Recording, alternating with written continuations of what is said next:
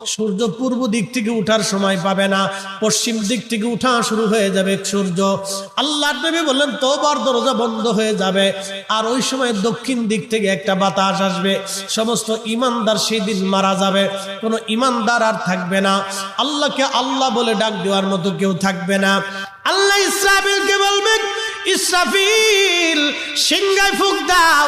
আল্লাহর এই ফেরেশতা সিংহা হাতে নিয়ে মুখের কাছে নিয়ে আল্লাহর আরশে আল্লাহর দিকে তাকায় থাকে, একটা সেকেন্ডের জন্য এদিক আর ওদিক করে না।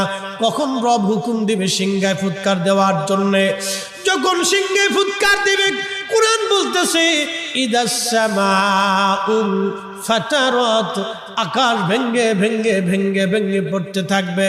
ওয়া ইদাল কাওয়াকিবু তাসারাত, সমগ্র নক্ষত্রগুলি ভেঙ্গে ভেঙ্গে ভেঙ্গে ভেঙ্গে পড়তে থাকবে। ওয়া ইদাল বিহারু ফুজ্জিরাত, সমুদ্রের তলদেশ উদ্দোলিত হয়ে যাবে, সমগ্র পানিগুলি পৃথিবীর উপরে আছাড় মারবে, আর ধুয়ে পাইলে সব পৃথিবীবাসীকে নিয়ে যাওয়া হবে।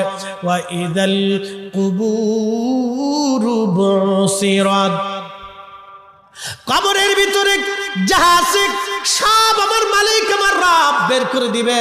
কবর থেকে মানুষ বের হইয়া সেই দিন হাসরের ময়দানের দিকে দৌড়াইতে থাকবে, সবাই উলঙ্গ থাকবে, কিন্তু আমার নবীকে আল্লাহ ৭০,০০০ ফেরেশতা বেষ্টন করাইয়া জান্নাতের পোশাক পরাইয়া মহাসম্মানে ফেরেশতারা মিছিল দিয়ে দিয়া আমার নবীকে হাসরের ময়দানে মাকামে মাহমুদে বসাবে।